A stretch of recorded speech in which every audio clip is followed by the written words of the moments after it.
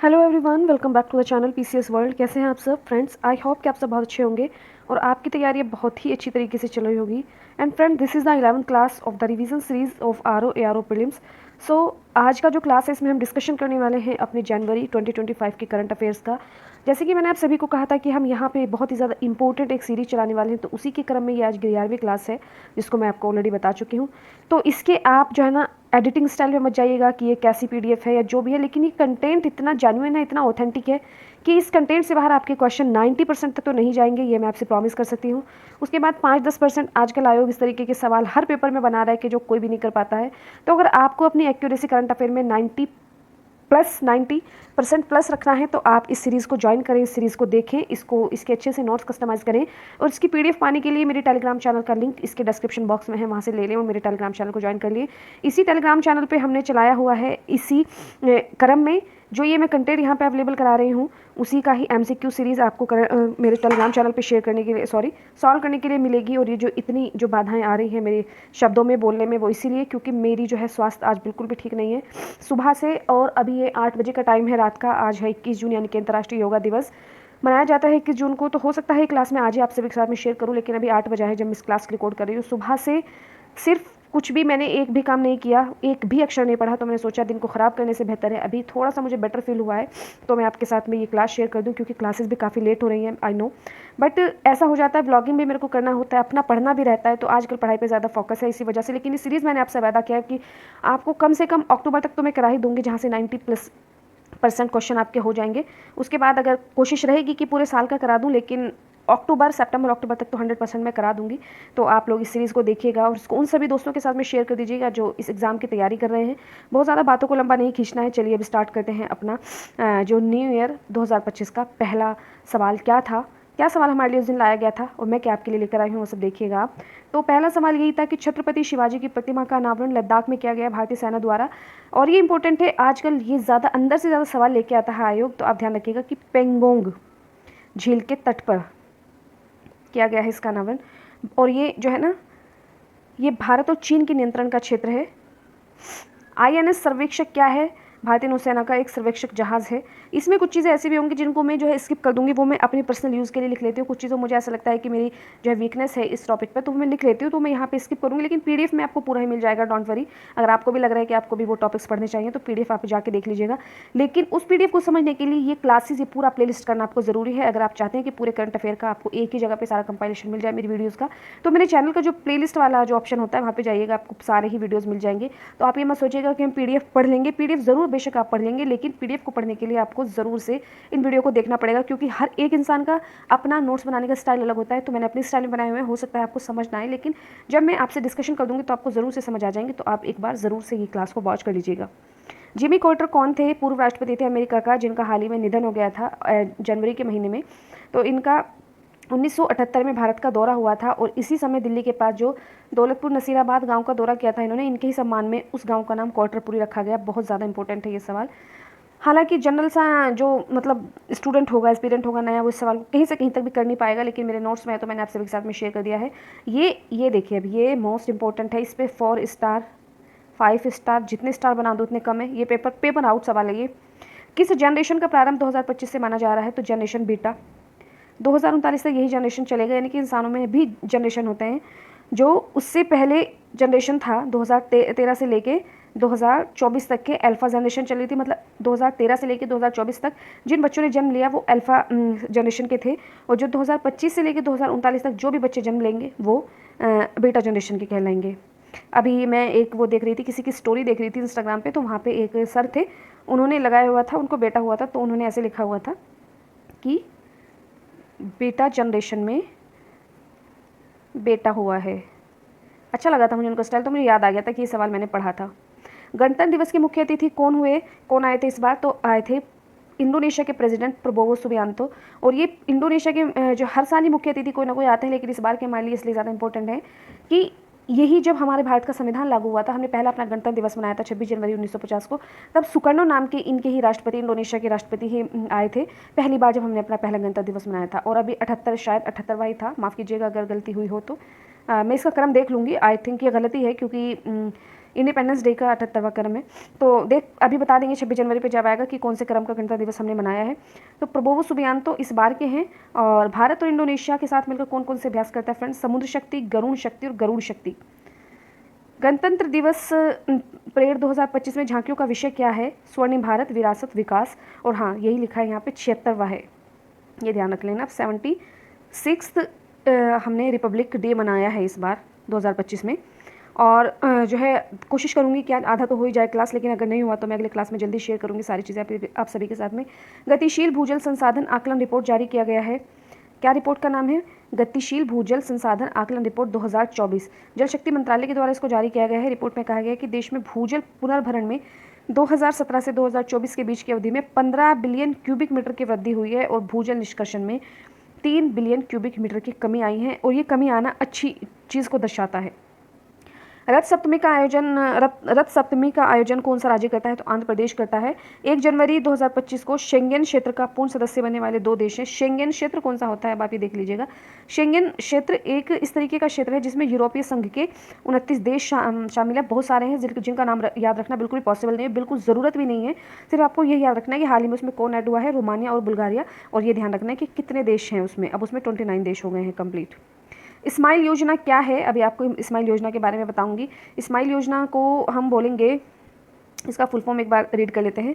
Support for marginalised individual for livelihood and enterprises. इसका प्रारंभ 2022 से लेके 26 तक है, 5 वर्षों के लिए। इसका उद्देश्य क्या है? भीख मांगने के कार्य में लगे व्यक्तियों का व्यापक पुनर्वास एंड हाशिए पर पड़े व्यक्तियों को आजीविका और उद्यम का अवसर प्रदान करना। बस पेपर में ज़्यादा कुछ भी ना आए, क्योंकि जो हाल ही में योजनाएं लॉन्च आती है उनके बारे में तो आता है कि क्या क्या इनके लक्ष्य हैं। लेकिन यहाँ से अगर आए कि स्माइल योजना कब शुरू हुई थी, तो आप बताएंगे 2022 में शुरू हुई थी। एंड नेक्स्ट पे आ जाते हैं हम 2 जनवरी पे। फ्रेंड्स, ये बहुत ज़्यादा इंपॉर्टेंट सवाल है। इसमें आपको ज़्यादातर आप देखेंगे कि बहुत इंपॉर्टेंट सवालों का ये जो एक क्या बोलते हैं उसे, कंपाइलेशन है, जिसको मैं आपके लिए लेकर आई हूँ। तो बहुत ज़्यादा इंपॉर्टेंट है, आप लोग इसको बहुत ध्यान से देखिएगा, आपका ही फ़ायदा होने वाला है इसमें। तो ग्लास ब्रिज का उद्घाटन किया गया, आर्क शेप में निर्मित है ये ग्लास ब्रिज, आर्क शेप ऐसे। तो इसमें जो है ग्लास ब्रिज का उद्घाटन तमिलनाडु में किया गया है। और तमिलनाडु में ही आपने देखा भी होगा मई के महीने में विजिंजाम बंदरगाह का भी नहीं, विजिंजाम तो केरल में है। तो ये उसके लिए ग्लास ब्रिज का उद्घाटन प्रधानमंत्री ने तमिलनाडु में किया है। तमिलनाडु से कन्याकुमारी के तट पर विवेकानंद रॉक मेमोरियल से सन तिरुवल्लुवर में 133 फीट की ऊंची प्रतिमा तक जो है ये ग्लास ब्रिज बना है। और इसका उद्घाटन वहाँ के सीएम है जो MK स्टालिन के द्वारा किया गया है। पर्यावरणीय आपातकाल लगाया गया है, बहुत ही ज़्यादा इंपॉर्टेंट सवाल, 5 स्टार। पेरू में लगाया गया है। पेरू एक अमेरिकी देश है। कच्चे तेल के समुद्री तट पर फैलने के कारण। और पेरू की राजधानी क्या है? पेरू नहीं है, पेरू, लीमा। 2024 को अब तक का सबसे गर्म वर्ष घोषित किया गया किसके द्वारा? वर्ल्ड मेट्रोलॉजिकल ऑर्गेनाइजेशन WMO के द्वारा।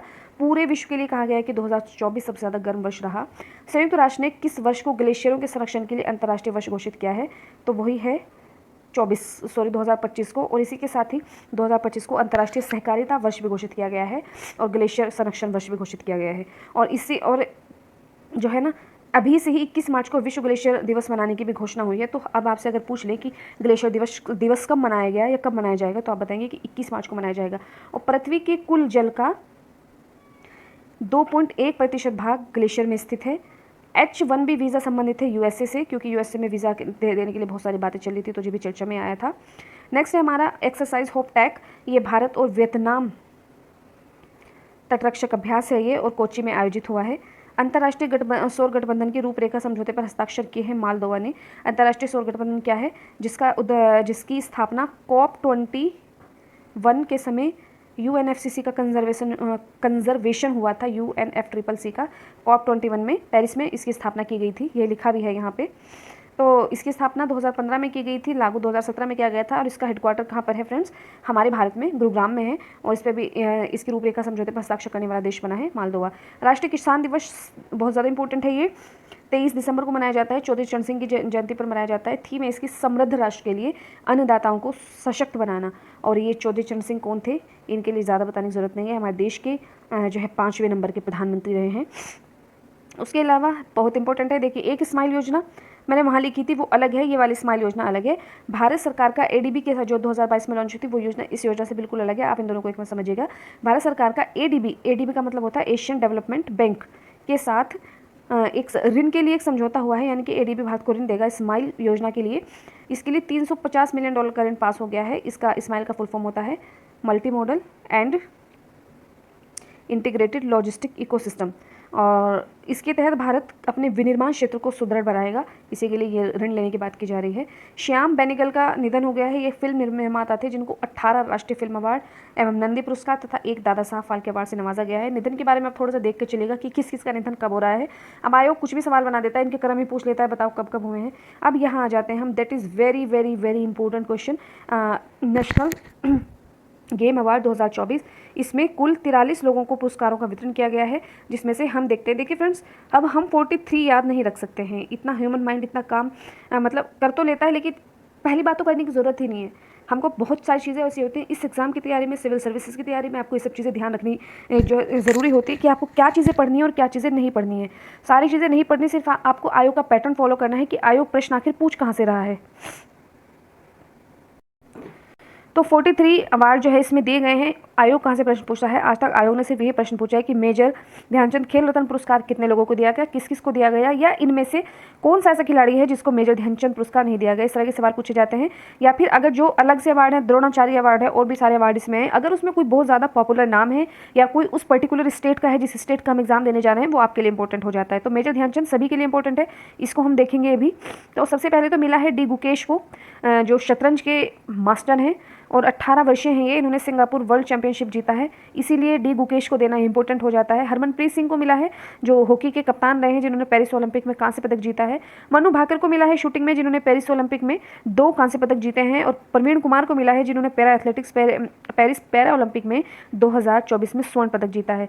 तो 4 लोगों को जो है ये अवार्ड दिया गया है। डी गुकेश, सॉरी माफ़ कीजिएगा, डी गुकेश, हरमनप्रीत सिंह, मनु भाकर और प्रवीण कुमार। अगर ये पूछ लेगा कि इनका संबंध किस किस खेल से है, तो डी गुकेश तो सभी जानते हैं कि ये शतरंज के खिलाड़ी हैं। हरमनप्रीत सिंह, कौर मत समझिएगा आप, हरमनप्रीत सिंह हॉकी के खिलाड़ी हैं। मनु भाकर का संबंध शूटिंग से है और इनका संबंध ये एथलेटिक्स से संबंध है इनका। एंड वर्ल्ड चैंपियनशिप जीता था इन्होंने। और इनकी जो फिडे रैंकिंग है, फिडे रैंकिंग होती है फेडरेशन ऑफ, मतलब ये क्या बोलते हैं उसे, अंतर्राष्ट्रीय शतरंज महासंघ का को फिडे बोलते हैं इंग्लिश में। तो इसका कुछ फुल फॉर्म होता है, मुझे अभी याद नहीं है। तो पहले इनकी 2750 ही फिडे रेटिंग, लेकिन अब इनकी 2787 हो गई है। और फिडे रेटिंग ही तय करती है कि वो इस इंसान को जो है वो मास्टरमाइंड कहा जाएगा कि नहीं कहा जाएगा। मेजर ध्यानचंद पुरस्कार, ये बस मैं आपको जनरली बता रही हूँ, आपको याद वही करने। मेजर ध्यानचंद पुरस्कार के बारे में थोड़ा सा देख लेते हैं कि खेल का सबसे महत्वपूर्ण पुरस्कार है ये। बीते 4 वर्षों में अंतर्राष्ट्रीय स्तर पर खेल में बेहतरीन प्रदर्शन करने वालों को दिया जाता है। अर्जुन पुरस्कार 4 दिए गए हैं, मेजर ध्यानचंद पुरस्कार 32 दिए गए हैं अर्जुन पुरस्कार। और अर्जुन पुरस्कार लाइफ टाइम विजेता 2024 में लाइफ टाइम का पुरस्कार किसे दिया गया है? लाइफ टाइम की श्रेणी में सुचा सिंह को, जो एथलेटिक्स हैं, और मुरली राजाराम पेटकर, जो पैरा तैराक हैं। ये इतना इंपॉर्टेंट नहीं है। द्रोणाचार्य इंपॉर्टेंट है, क्योंकि द्रोणाचार्य किसको दिया जाता है? द्रोणाचार्य कौन थे? गुरु थे एक तो, जो क्रिकेट में जितने भी गेम्स होते हैं उनके कोच होते हैं, उनको दिया जाता है द्रोणाचार्य अवार्ड। तो इसमें रेगुलर कैटेगरी की श्रेणी में दिया गया सुभाष राणा को, जो पैरा शूटिंग के कोच रहे हैं। दीपाली देशपांडे, इनका भी संबंध शूटिंग से है। और संदीप सागवान को, जो हॉकी से है। आपने देखा होगा कि इसमें भी हमारे पास पदक आए हैं पैरा ओलंपिक में, और शूटिंग में भी पदक आए हैं 2, और हॉकी में भी पदक आए हैं 2 शायद। तो इसी वजह से इनको भी पुरस्कार दिया गया है, द्रोणाचार्य पुरस्कार। बस बाकी चीज़ें आप लोग PDF में देख लीजिएगा, इतना इंपॉर्टेंट मुझे नहीं लग रहा है कि है आगे, लेकिन ये बहुत ज़्यादा इंपॉर्टेंट है। जो सवाल हम डिस्कस करने जा रहे हैं कि संस्कृति उत्सव का आयोजन कहाँ पे किया गया है फ्रेंड्स? तो उत्तर प्रदेश में। यूपी की स्थापना दिवस पर, यूपी की स्थापना 24 जनवरी को हुई थी। 2000 नहीं बोलना था मुझे, 24 जनवरी को हुई थी। और 24 जनवरी को ही देश में एक और बड़ा दिवस मनाया जाता है, जिसको हम बोलते हैं पंचायती राज दिवस। और ये कब से कब तक मनाया गया है फ्रेंड्स? तो 2 जनवरी से 26 जनवरी तक। एंड इसकी थीम है उत्तर प्रदेश पर्व, हमारी संस्कृति हमारी पहचान। इसका उद्देश्य क्या है? कला एवं संगीत से जुड़ी उभरती हुई प्रतिभाओं को तलाशना और उन्हें उचित मंच प्रदान करना। क्योंकि ऐसा हो जाता है किसी किसी गांव में, शहर में कुछ क्षेत्र ऐसे हैं जहाँ पे प्रतिभाएं तो इतनी ज़्यादा ज़बरदस्त हैं, लेकिन ऐसा उनका मतलब उनकी प्रतिभाओं का लोप हो जाता है, क्योंकि उनको देखने वाला, उनकी पहचान करने वाला कोई नहीं है। तो ये एक ऐसा मंच प्रदान करने वाला है ये संस्कृति उत्सव, जहाँ पर ऐसी उभरती हुई प्रतिभाओं को तलाशा जाएगा तथा उन्हें एक उचित मंच प्रदान किया जाएगा। और उत्तर प्रदेश एक ऐसा राज्य है जो सबसे लंबी सीमा मध्य प्रदेश के साथ में साझा करता है, और सबसे कम सीमा हिमाचल प्रदेश के साथ में साझा करता है। इसरो का 2025 में भेजा जाने वाला अंतरिक्ष मिशन, 2025 में जो पहला मिशन भेजा गया वो 100वां मिशन भेजा है अंतरिक्ष में। और किसके द्वारा गया है? GSLV के द्वारा गया है। GSLV को क्या बोलते हैं? इसका फुल फॉर्म होता है जियो सिक्रोनस सैटेलाइट लॉन्च व्हीकल। F-15 के तहत और ये आंध्र प्रदेश के श्रीहरिकोटा से सतीश धवन अंतरिक्ष केंद्र से लॉन्च हुआ है। इस मिशन के तहत NVS-02 नेविगेशन उपग्रह को अंतरिक्ष में स्थापित किया जाएगा। इसरो का 99वां मिशन जो है लॉन्च किया गया था 30 दिसंबर को, जो PSLV C60 से लॉन्च किया गया था, और ये 100वां मिशन लॉन्च किया गया है GSLV से, और ये PSLV से। जो 101वां मिशन है जो भी फेल हुआ था वो भी PSLV C61 से लॉन्च किया गया था। प्रधानमंत्री फसल बीमा योजना की जो है अवधि को बढ़ाया गया 2025 से 26 तक कर दिया गया है, और ये भी 21-22 में लॉन्च की गई थी, और स्माइल योजना भी 22 में लॉन्च की गई थी 26 तक के लिए, और ये भी सेम है इसका भी जो है डेट। और ये योजना फसलों को ये योजना जो है 69,515.71 करोड़ रुपए की एक योजना है। 6 जनवरी पे आ जाते हैं हम। ग्रेट निकोबार आइलैंड प्रोजेक्ट प्रारंभ किया गया था 2021 में। किसके द्वारा फ्रेंड्स? तो नीति आयोग के द्वारा, और ये अंडमान निकोबार द्वीप समूह के दक्षिणी छोर पर लागू किया गया था। इस द्वीप पर एक ट्रांसशिपमेंट पोर्ट, एक अंतर्राष्ट्रीय पोर्ट तथा टाउनशिप विकास और 450 MVA गैस और सौर आधारित विद्युत संयंत्र का विकसित करना इस प्रोजेक्ट के तहत शामिल है। और मानव मोटान्यूमो वायरस HMPV का संबंध किससे है? तो चीन से है। सर्दियों में इसके मामलों में वृद्धि सामने आई इसके मामलों में, और सर्वाधिक के बच्चों में फैलता है। निमोनिया एंड वाइट लैंग जैसी बीमारियों में इस वायरस के तहत वृद्धि होती है। नेक्स्ट है हमारा विश्व ब्रेल लिपि दिवस कब मनाया जाता है? तो 4 जनवरी को मनाया जाता है। UNO द्वारा इसे 2018 में प्रारंभ किया गया था। ग्रामीण भारत महोत्सव बहुत इंपॉर्टेंट है, ये 2025 में शुरू हुआ है। इसका आयोजन दिल्ली में 4 से 9 जनवरी को किया गया था। उद्घाटन हमारे देश के प्रधानमंत्री आदरणीय नरेंद्र मोदी द्वारा किया गया। इसका जो है प्रारंभ किस लिए और किसने किया है? इसका प्रारंभ उद्घाटन तो PM ने किया है। वित्तीय सेवा विभाग केंद्रीय वित्त मंत्रालय प्लस नाबार्ड के द्वारा। यहाँ पे वो नाबार्ड दे देगा, IMF दे देगा, वर्ल्ड बैंक दे देगा, RBI दे, कुछ भी दे सकता है, या नीति आयोग दे देगा। तो आप ध्यान रखिएगा कि यहाँ पे नाबार्ड ने क्या है इसमें सहयोग। इसकी थीम है विकसित भारत 2024 के लिए एक लचीले ग्रामीण भारत का निर्माण। आदर्श वाक्य है इसका, गाँव बढ़े तो देश बढ़े। और वाकई यही बात है कि अगर गाँव तरक्की करेंगे तो देश तरक्की करेगा, क्योंकि जो है गांव का एरिया, गांव का क्षेत्र भारत में एक बहुत ही इंपॉर्टेंस रखता है, एक बहुत बड़ा एरिया है। DRDO का स्थापना दिवस कब मनाया जाता है फ्रेंड्स? तो 2 जनवरी को मनाया जाता है, जिसकी स्थापना 1958 में की गई थी। अभी इसके CEO समीर V कामत हैं। इसका HQ मीन्स हेडक्वार्टर इसका न्यू दिल्ली में है, और इस बार इसका 67वां जो है संस्करण वो मनाया गया। UIDAI का मुख्य कार्यकारी अधिकारी नियुक्त किया गया है भुवनेश्वर कुमार को। यह विशिष्ट पहचान प्राधिकरण बोलते हैं इसको हिंदी में, इसका फुल फॉर्म होता है। भारत की पहली तटीय और वेडर पक्षी जनगणना प्रारंभ हुई है गुजरात के जामनगर में। इंपॉर्टेंट सवाल है ये, वेडर पक्षी कौन सा होता है? लंबी चोंच, टांग और गर्दन वाले पक्षी। संयुक्त राष्ट्र सुरक्षा परिषद का अस्थायी सदस्य नियुक्त किया गया है सोमालिया। अफ्रीकी समूह का प्रतिनिधित्व करेगा ये सोमालिया को। अस्थायी अभी स्थायी नहीं हुआ है, ये बात ध्यान रखने की है। और कितने हैं संयुक्त राष्ट्र में सदस्य, ये आप मुझे जरूर बताइएगा। सदस्य देश, क्या भारत संयुक्त राष्ट्र का सदस्य है? ये भी आप मुझे जरूर बताइएगा। संयुक्त राष्ट्र की वर्ष 2025 के लिए निर्धारित थीम है। संयुक्त राष्ट्र हर साल अपनी एक थीम लॉन्च करता है, तो 2025 की थीम है इसकी अंतर्राष्ट्रीय क्वांटम विज्ञान व प्रौद्योगिकी, अंतर्राष्ट्रीय शांति और विश्वास एवं अंतर्राष्ट्रीय सहकारिता वर्ष। मैंने आपको बताया था ना कि अंतर्राष्ट्रीय सहकारिता वर्ष भी घोषित किया है 2025 को UNO ने, तो देखिए उन्होंने अपनी थीम में भी शामिल किया है इसको। और आपको मैं बताऊं, जो क्वांटम विज्ञान है यानी कि क्वांटम प्रौद्योगिकी को आप प्री के पॉइंट ऑफ व्यू से भी देख के जाइएगा कि क्या पता हो सकता है पूछ ले कि क्वांटम प्रौद्योगिकी क्या है। कुछ सारे स्टेटमेंट दे दे और कहे कि इनमें से सही स्टेटमेंट को अलग कीजिए, गलत स्टेटमेंट को अलग कीजिए। तो आप एक बार क्वांटम प्रौद्योगिकी, नैनो प्रौद्योगिकी, ग्रीन टेक्नोलॉजी, इनके बारे में देख करके जरूर से जाइएगा। संयुक्त राष्ट्र द्वारा 2025 को एक और आ गया है, मैंने आपको कौन कौन से बता दिए हैं अभी। ग्लेशियर का वर्ष 2025, सहकारिता वर्ष 2025, एक और क्वांटम विज्ञान एवं प्रौद्योगिकी वर्ष 2025 भी घोषित किया गया है। कनाडा के प्रधानमंत्री बने हैं जस्टिन ट्रूडो, बने नहीं है। कनाडा के प्रधानमंत्री जस्टिन ट्रूडो ने इस्तीफा दिया था। और कनाडा जो है 5 आइज अलायंस का सदस्य है। 5 आइज अलायंस में UK, USA, ऑस्ट्रेलिया, कनाडा एवं न्यूजीलैंड है। और 5 आइज अलायंस की स्थापना जो है वो 1946 में की गई थी। UK और USA द्वारा स्थापित किया गए थे खुफिया जानकारी को एकत्र करने के लिए। और अगर जिसने RO का एग्जाम दिया होगा 2024 में 24 में फरवरी में, वहाँ पे 5 आइज अलायंस से एक सवाल आया था कि कौन कौन से इसके सदस्य हैं, कौन से नहीं हैं। ऑपरेशन स्माइलिंग बुद्धा, होमी जहांगीर भाभा इसमें जो है वो उनका भी इसमें योगदान था। 1974 में लॉन्च किया गया था। इससे संबंधित भारतीय परमाणु कार्यक्रम के प्रमुख डॉक्टर राजगोपाला चिदम्बरम का 88 वर्षीय में निधन हो गया। आपने इस महीने में 2 निधन देख लिए हैं, तो ये बहुत ज़्यादा इंपॉर्टेंट निधन रहने वाला है। उसके अलावा आदरणीय हमारे देश के प्रधानमंत्री डॉक्टर मनमोहन सिंह का निधन बहुत ज़्यादा इंपॉर्टेंट है। और भी कई सारे निधन है, वो आपको मैं टाइम टू टाइम बता दूंगी। 1998 में पोखरण सेकंड परमाणु परीक्षण से भी संबंधित थे। मतलब एक तो इन्होंने ऑपरेशन स्माइलिंग बुद्धा किया और एक 99 में पोखरण सेकंड के नाम से परमाणु परीक्षण हुआ था, उससे भी इनका संबंध रहा है। लीड्स 2024 की रिपोर्ट आई है और ये रिपोर्ट जो है जारी किया है इसको वाणिज्यिक मंत्री पीयूष गोयल ने। लीड्स का फुल फॉर्म होता है logistic ease across difference states and इसके लिए काफ़ी इंपॉर्टेंट है सवाल। राज्यों को 4 प्रमुख स्तंभों के आधार पर रैंक किया गया और इसका संस्करण छठा संस्करण है। किस किस आधार पर इस राज्यों को रैंक किया गया? लॉजिस्टिक अवसंरचना, लॉजिस्टिक सेवाएं, परिचालन एवं विनियामक वातावरण, सस्टेनेबल लॉजिस्टिक एंड। राज्यों को 3 श्रेणियों में बांटा गया है, अचीवर्स, तेजी से बढ़ने वाले और आकांक्षी। तो अचीवर्स की श्रेणी में कौन से हैं? जो कोस्टल यानी कि तटीय राज्य जो अचीवर्स की श्रेणी में आते हैं, कर्नाटक, गुजरात, कर्नाटक, महाराष्ट्र, ओडिशा और तमिलनाडु। तेजी से बढ़ने वाले राज्य आंध्र प्रदेश और गोवा। जो तेजी से तरक्की कर रहे हैं आकांक्षी में है केरल और पश्चिम बंगाल। इसमें काफ़ी सारे हैं, वो आप लोग देख लीजिएगा। सिर्फ मैं एक चीज़ आपसे डिस्कस करना चाहूँगी यूपी के संदर्भ में। यूपी को कहाँ रखा गया है? तो लैंड लॉक्ड अचीवर्स के ग्रुप में यूपी को रखा गया है। इसमें यूपी का 34वां स्थान है, हरियाणा, तेलंगाना और यूपी। बाकी और आ जाते हैं आगे। राष्ट्रीय मानव तस्करी जागरूकता दिवस मनाया जाता है 11 जनवरी को और इसको अन्य नाम भी है इसका वियर ब्लू डे। अब है अरब प्लास्ट प्रदर्शनी, बहुत इंपॉर्टेंट है ये। इसका आयोजन दुबई में किया गया है और इसका उद्देश्य प्लास्टिक उद्योग में नवाचारों को बढ़ाना और पर्यावरणीय जिम्मेदारी को बढ़ाना है। क्या है ये? प्लास्टिक एवं पेट्रोकेमिकल प्रदर्शनी, जिसमें 750 प्लस प्रदर्शक शामिल हुए हैं, जिसमें 125 भारतीय कंपनियां थी जो प्लेक्स काउंसिल में के नेतृत्व में थी।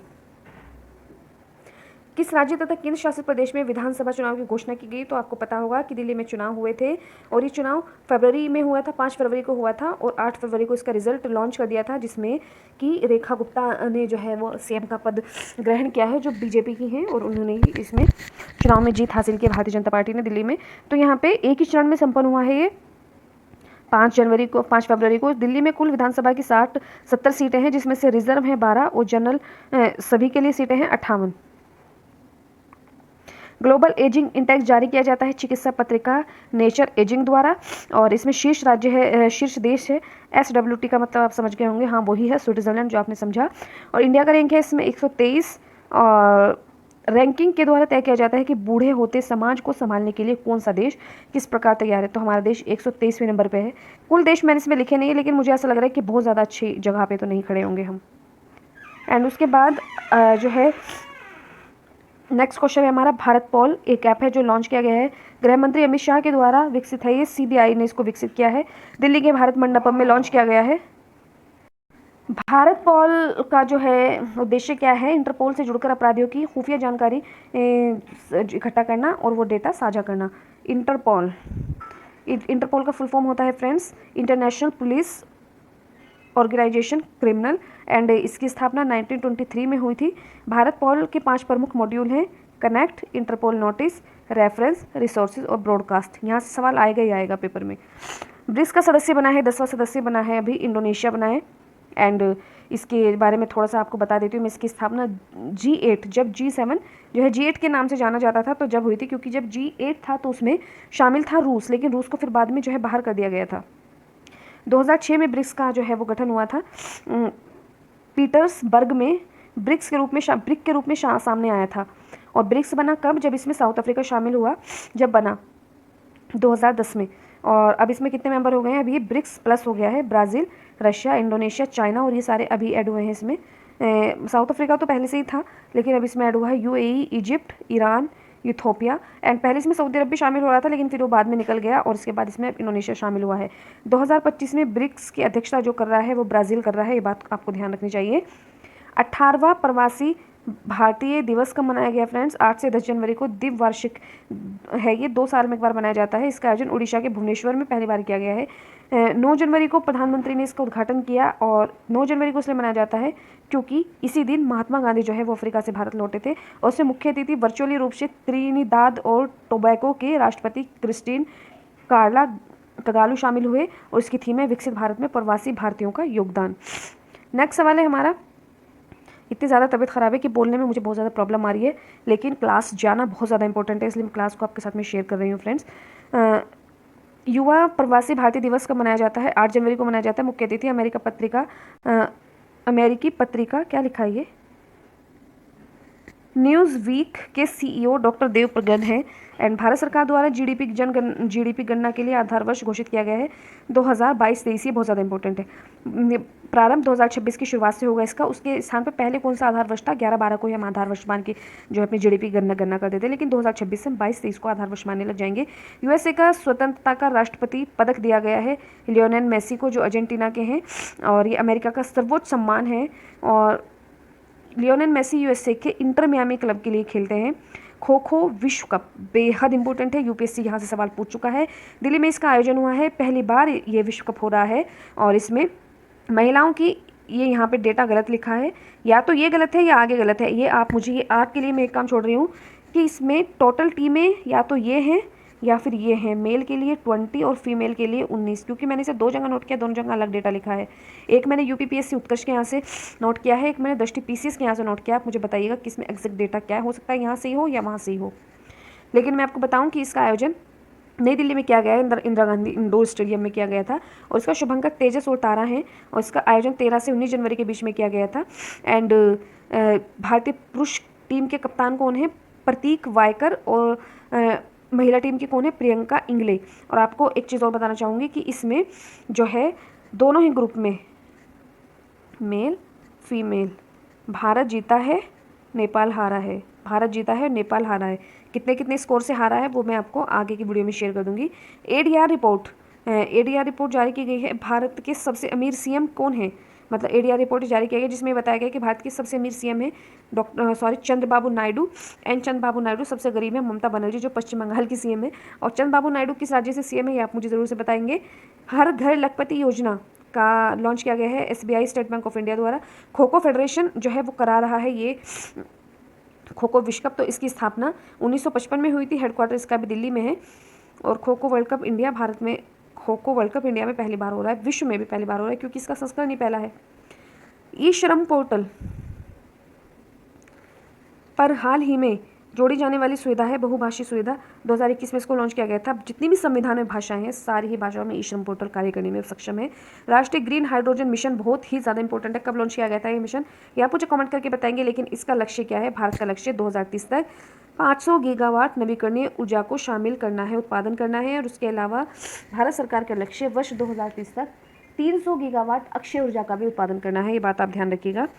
पीएम मोदी ने आंध्र प्रदेश के पुरी मड़का में एनटीपीसी ग्रीन एनर्जी लिमिटेड के हाइड्रोजन हब की नींव रखी, जिसकी लागत 1.85 लाख करोड़ रुपए है। 20 गीगावाट नवीकरणीय ऊर्जा क्षमता विकसित करेगा जो ये एनटीपीसी है। एंड प्रतिदिन 1500 टन ग्रीन हाइड्रोजन को ये जो है वो उत्पादित करेगा। National green hydrogen mission launch किया गया था जनवरी 2023 में। इसका टारगेट 2030 तक 500 गीगावाट नवीकरणीय ऊर्जा क्षमता हासिल करना है और इस क्षेत्र में निर्यात को बढ़ावा देना है। इसरो के 11वें अध्यक्ष बने हैं डीवी नारायणन। अंतरिक्ष विभाग के सचिव भी इनको चुना गया है एंड 14 जनवरी से अपने पद को ग्रहण किया है इन्होंने। नेक्स्ट है हमारा लॉजिस्टिक ईज अक्रॉस डिफरेंस ये लीड्स रिपोर्ट की बात है जो मैंने आपके साथ में ऑलरेडी शेयर कर दिया है। मेट्रो नेटवर्क में भारत का स्थान कौन सा है? तीसरा है। और मैंने आपको बताया था कि रोड नेटवर्क में भारत का स्थान अब चीन को, पहले तीसरा था लेकिन अब चीन को बीट करके दूसरे नंबर पर आ गए हैं हम, और चीन का स्थान इसमें पहला है मेट्रो नेटवर्क में। ग्लोबल पावर सिटी इंडेक्स, ये मैंने पता नहीं क्यों नोट नहीं किया है यहाँ से, ये चीज़ें कुछ रह गई हैं, इनको मैं बाद में आपके साथ में शेयर कर दूंगी। एंड उसके बाद हम आ जाते हैं अब अपने 10 जनवरी के करंट अफेयर पे। विश्व हिंदी दिवस फ्रेंड्स हर साल 10 जनवरी को मनाया जाता है। पहली बार इसको 2006 में मनाया गया था। इसकी थीम है विश्व हिंदी एकता और सांस्कृतिक गौरव की वैश्विक आवाज़। और उद्देश्य क्या है इसका? भाषा का वैश्विक स्तर पर प्रचार प्रसार करना